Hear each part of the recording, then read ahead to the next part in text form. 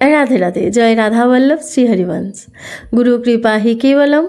श्री श्री गुरुदेवेर श्रीचरणेर कृपार आश्रय निये आज श्रीमद् भगवद गीता अष्टम अध्यायेर षष्ठ श्लोकटी पढ़े शोनाচ্ছি व्याख्या सह। जय राधा वल्लभ श्री हरिवंश। गुरु कृपा हि केवलम। ओम श्री परमात्मने नमः। मृत्युकाले যারা আমাকে স্মরণ করেন তারা তো আমাকেই প্রাপ্ত হন, কিন্তু যারা আমাকে স্মরণ না করে অন্য কাউকে স্মরণ করে থাকে তারা কাকে লাভ করে? পরবর্তী শ্লোকে ভগবান তাই জানাচ্ছেন। শ্রী ভগবান বলছেন, यम यम वापि स्मरन् भावं त्यजत्यान्ते कलेवरम तम तमेवति कुन्तेय सदा तद्भाव भावितः। অর্থাৎ হে কুন্তিপুত্র অর্জুন, মানুষ মৃত্যুকালে যে যে ভাব স্মরণ করত দেহত্যাগ করে সে ওই অন্তিম ভাবে সদা ভাবিত হয়ে ওইরূপ গতি প্রাপ্ত হয়, অর্থাৎ সেই যোনিতে জন্ম নেয়। ভগবান এই নিয়মে দয়ার পূর্ণ এক বিশেষ কথা বলেছেন যে অন্তিম চিন্তা অনুসারে মানুষ যখন ওইসব যোনি প্রাপ্ত হয় তখন ওই নিয়ম অনুসারে মৃত্যুকালে আমাকে স্মরণ করলে আমাকেই প্রাপ্ত হবেই। পরম দয়ালু ভগবান তার প্রাপ্তির জন্য কোনো বিশেষ নিয়মের কথা বলেননি, বরং সাধারণ একটি নিয়মের কথায় নিজেকে অন্তর্ভুক্ত করেছেন। ভগবানের এই এক অপার করুণা যে যার দ্বারা কুকুরের যোনি প্রাপ্ত হয় সেই মূলেই ভগবত প্রাপ্তিও হতে পারে, অর্থাৎ মৃত্যুকালীন স্মরণে।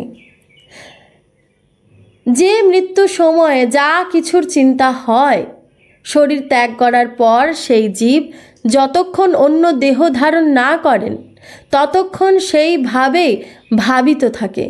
মৃত্যুকালের চিন্তাধারা তেমনভাবে স্থায়ী হয়ে থাকে। মৃত্যুকালের সেই চিন্তা অনুসারেই তার মানসিক শরীর গড়ে ওঠে এবং মানসিক শরীর অনুযায়ী সেই অন্য দেহ ধারণ করে। কারণ মৃত্যুকালীন চিন্তা পরিবর্তনের কোনো আর সুযোগ থাকে না, শক্তি বা স্বাধীনতা থাকে না, আর নতুন চিন্তা করার অধিকারও থাকে না। অতএব সেই চিন্তাতেই সে মগ্ন হয়ে থাকে। যখন তার সঙ্গে কর্মের বিন্দু মাত্র সম্পর্ক যার সঙ্গে থাকে বায়ু জল খাদ্য ইত্যাদির মাধ্যমে সে সেই যোনির পুরুষ জাতির মধ্যে প্রবিষ্ট হয় এবং পুরুষ হতে স্ত্রী জাতিতে প্রবেশ করে, সময় মতো জন্ম পরিগ্রহ করে। যেমন কুকুর পালনকারী কোনো ব্যক্তি যদি মৃত্যুকালে কুকুরকে স্মরণ করতে করতে দেহত্যাগ করে তাহলে তার মানসিক শরীর কুকুরের মতো হয়ে যায়, যার ফলে সে ক্রমশ কুকুরই হয়ে যায়, অর্থাৎ কুকুরের গর্ভে জন্ম নেয়। এইভাবে মৃত্যুকালে যা কিছু স্মরণ হয় সেই অনুসারে জন্মগ্রহণ করতে হয়, কিন্তু তার মানে এই নয় যে বাড়ির কথা ভেবে দেহত্যাগ করলে বাড়ি হয়ে জন্মাবে, অর্থের কথা ভেবে মারা গেলে অর্থ হয়ে জন্মাবে, কথা ভেবে মৃত্যু হলে ওই বাড়ির ইঁদুর বা টিকটিকি হয়ে থাকবে, অর্থ চিন্তা করলে সাপ হয়ে জন্মাবে ইত্যাদি। তাৎপর্য হলো এই যে মৃত্যুকালীন চিন্তার নিয়ম সজীব প্রাণীতেই প্রযোজ্য, নির্জীব বস্তুতে নয়। অতএব জড় পদার্থের চিন্তা হলে সে ওই সম্বন্ধনীয় কোনো সজীব প্রাণী হয়ে জন্মাবে। মনুষ্যতর প্রাণীর নিজ নিজ কর্ম অনুসারেই মৃত্যুকালে স্মরণ হয়ে থাকে এবং সেই অনুসারে তাদের পরবর্তী জন্ম হয়। এইভাবেই মৃত্যুকালীন স্মরণের নিয়মটি সর্বত্রই প্রযোজ্য হয়। কিন্তু মনুষ্য দেহে এই বৈশিষ্ট্য রয়েছে যে তার মৃত্যুকালে স্মরণ কর্মের অধীন হয়, তার পুরুষার্থের অধীন হয়।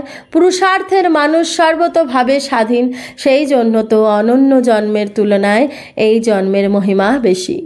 মানুষ এই দেহে স্বাধীনভাবে যার সঙ্গে সম্পর্ক স্থাপন করে সেই সম্পর্ক অনুসারে সে অন্য যোনিতে জন্মগ্রহণ করতে পারে, কিন্তু মৃত্যুকালে যদি সেই ভগবত স্মরণ করে তাহলে তার সমস্ত সম্পর্ক ছিন্ন হয়ে যায়। কারণ ওইসব সম্পর্ক প্রকৃত নয়, বরং বর্তমানেরই সৃষ্ট কৃত্রিম সম্পর্ক, আর ভগবানের সঙ্গে সম্পর্ক স্বতঃসিদ্ধ সৃষ্ট নয়। তাই ভগবানের চিন্তা এলে সমস্ত কৃত্রিম সম্পর্ক ছিন্ন হয়। পরবর্তী জন্মের প্রাপ্তি অন্তিম কালের চিন্তা অনুযায়ী হয়, যে চিন্তাই করে থাকে। যেমন যার কুকুর পালনের খুব শখ আছে, মৃত্যুকালে তার সেই কুকুরের চিন্তা হয়। সেই চিন্তা আকাশবাণী কেন্দ্রের প্রসারিত বিশেষ শক্তি সম্পন্ন ধ্বনির মতো সর্বত্র ছড়িয়ে যায়। যেমন আকাশবাণী কেন্দ্র প্রসারিত ধ্বনি রেডিওতে কোনো বিশেষ নম্বরে ধরা হয়, তেমনি মৃত্যুকালীন কুকুরের চিন্তার সম্বন্ধ কুকুরের সঙ্গে, যার সঙ্গে কোনোভাবে ঋণানুবন্ধ বা কর্মাদির সঙ্গে কোনো না কোনো সম্পর্ক থাকে, সম্পর্কিত হয়, তারপর সেই জীব সূক্ষ্ম এবং কারণ শরীর সহ অন্ন, জল, বায়ু, শ্বাস ইত্যাদির দ্বারা সেই কুকুরে প্রবিষ্ট হয় এবং ক্রমে মাদি কুকুরে প্রবিষ্ট হয়ে নির্দিষ্ট সময়ে কুকুর রূপে জন্মগ্রহণ করে। অন্তকালীন চিন্তা এবং সেই অনুসারে গতি কিভাবে হয় তা একটি দৃষ্টান্তের দ্বারা সহজেই বোঝা যায়। ব্যক্তি ছবি তোলাতে গিয়েছিল। ফটোগ্রাফারটি তাকে বলল যে ছবি তোলার সময় যেন নড়াচড়া না করে এবং হাসি মুখে থাকে। ঠিক ছবি তোলার মুহূর্তে সেই লোকটি নাকের ওপর একটি মাছি এসে বসল। হাত দিয়ে মাছিটিকে তাড়ানো উচিত হবে না মনে করে সে তার নাকটি কুঞ্চিত করল, আর তখনই ছবি তোলা হয়ে গেল। সেই লোকটি ফটো চাইল। ফটোগ্রাফার জানালো যে ফটো তৈরি হতে কিছু সময় লাগবে, পরে এসে সে যেন ছবিটি নিয়ে যায়। নির্দিষ্ট সময়ে ফটোগ্রাফার তাকে ফটো দেখালো। কুরূপে দেখে ভীষণ সেই ব্যক্তিটি বিরক্ত হলো। সে বলল, তুমি আমার ফটো খারাপ করে দিয়েছ। ফটোগ্রাফার বলল, এতে আমার কি দোষ? ফটো তোলার সময় তুমি যেমনভাবে ছিলে ছবিতে ঠিকমতো তেমনই ছবি এসেছে। এখন তো আর ফটোতে কোনো পরিবর্তন করা সম্ভব নয়। ঠিক এইরূপই মৃত্যুকালে মানুষ যেমন চিন্তা করবে তেমনই জন্মই সে লাভ করবে। ফটো তোলার সময় তো আগে থেকেই জানানো থাকে, কিন্তু মৃত্যু যে কখন এসে যায় তা কোনো ঠিক নেই। সেই জন্য নিজ স্বভাব চিন্তা নির্মল রেখে সব সময় সাবধান থাকা উচিত ও ভগবানের নিত্য নিরন্তর স্মরণে রাখা কর্তব্য। মৃত্যুকালীন গতির বিষয়ে ভগবানের ন্যায়পরায়ণতা এবং দয়া দুটি অসীম। সাধারণের দৃষ্টিতে ন্যায় এবং দয়া দুটি পরস্পর বিরুদ্ধ বলে মনে হয়। ন্যায় করতে গেলে দয়া করা হয় না, আবার দয়া করলে ন্যায় সিদ্ধ হয় না। কারণ ন্যায় বিচারে যথাযথ নির্ণয় করা হয়, কোনো ছাড় দেওয়া হয় না, আর দয়াতে ছাড় থাকে। কিন্তু প্রকৃতপক্ষে এই বিরোধ সাধারণ এবং স্বার্থপরায়ণ ব্যক্তিদের তৈরি ন্যায়েই থাকে, ভগবান সৃষ্ট ন্যায় নয়। কারণ ভগবান অত্যন্ত দয়ালু এবং সকল প্রাণী সুহৃদং সর্বভূতানাম। ভগবানের সকল নিয়ম ন্যায় ও দয়াতেই পরিপূর্ণ। মানুষ মৃত্যুর সময় যে চিন্তা করে সেই অনুসারে তার গতি হয়। যদি কেহ কুকুরের চিন্তা নিয়ে মারা যায়, সে ক্রমশ কুকুর হয়ে যায়। আর মানুষের প্রতি ভগবানের এটি ন্যায় বিচার, কারণ ভগবান প্রত্যেক মানুষকে স্বাধীনতা দিয়েছেন, যাতে সে ইচ্ছা করলে ভগবানকে স্মরণ করতে পারে বা অন্য কিছু স্মরণ করতে পারে। এটি হলো ভগবানের ন্যায় বিচার।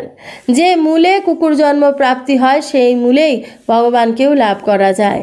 মানুষের প্রতি ভগবানের এই হলো দয়া। মানুষ যদি ভগবানের এই ন্যায় বিচার ও দয়ার দিকে দৃষ্টি দেয়, তাহলে তার ভগবানের প্রতি আকর্ষণ হয়। সপ্তম অধ্যায়ের 21তম শ্লোকে ভগবান জো জাম জাম তনুম ভক্তঃ পদচিৎ দ্বারা উপাসনার বিষয়ে মানুষের স্বাধীনতার কথা বলেছিলেন। এখন এই শ্লোকে গতির বিষয়ে মানুষের স্বাধীনতার কথা জানাচ্ছেন, অর্থাৎ নিজ নিজ আরাধ্য এবং গতির ক্ষেত্রে মানুষ স্বাধীন, এবং ভগবান তার সুহৃদ স্বভাবের জন্য এতে বাধক হয় না, বরং এতে তিনি সহায়ক হয়ে থাকেন। মানুষই প্রাপ্ত স্বাধীনতার অপব্যবহার করে দুর্গতি প্রাপ্ত হয়। মনুষ্য দেহের এক বিশেষ অর্থ হলো যে সে যা চায় তাই পেতে সক্ষম হয়। এমন কোনো দুর্লভ পদ নেই যা মানুষ পেতে সক্ষম নয়, যাতে লাভের অর্থাৎ সুখের কোনো অন্ত থাকে না এবং দুঃখের কোনো লেশ মাত্র থাকে না। মানুষ এইরূপ পদও প্রাপ্ত করতে সক্ষম হয়, কিন্তু ভোগ সংগ্রহের ব্যাপৃত থাকায় মানুষ 84 লক্ষ যোনি জন্মপ্রাপ্ত হয়। তাই ভগবান দুঃখ করে বলেছেন, অপ্রাপ্য মাম নির্বতন্তে মৃত্যু সংসার বর্তনী মামো প্রাপ্যৈব কুন্তেয় জান্তীয় ধমাম গতিম। মানুষ মৃত্যুকালে যেমন চিন্তা করে তেমনই গতি সে প্রাপ্ত হয়। এই বিষয়ে আরেকটি শ্লোক আছে, বাসনা যস্য যত্র স্যাৎ শতম স্বপ্নেষু পশ্যতি স্বপ্নবন্ধরানে জ্ঞাং বাসনা তু বপুর নির্নাম। অর্থাৎ যে ব্যক্তি যেমন বাসনা করে সেই বাসনা অনুযায়ী স্বপ্ন দেখে, স্বপ্নের মতোই মৃত্যু হয়। অর্থাৎ বাসনা অনুযায়ী মৃত্যু সময়ে চিন্তা উন্মেষ ঘটে এবং চিন্তা অনুযায়ী তার গতি হয়ে থাকে।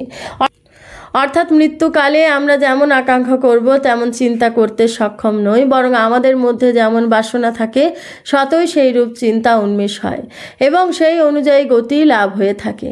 সেই বস্তুকে আমার অস্তিত্ব ও গুরুত্ব দিয়েই থাকি, যার সঙ্গে সম্পর্ক স্থাপন করি, তার থেকে সুখ সংগ্রহ করি। তাই বাসনা অন্তরে স্থায়ী হয়। যদি সংসারের সুখ বুদ্ধি না হয় তাহলে সংসারের বাসনা আর সৃষ্টি হয় না। আকাঙ্ক্ষা অর্থাৎ বাসনা না হলে মৃত্যুকালে যে চিন্তার উদয় হবে তা ভগবানের চিন্তাই হবে, কেননা সিদ্ধান্ত হলো সব কিছুই ভগবান বাসুদেবম সর্বম।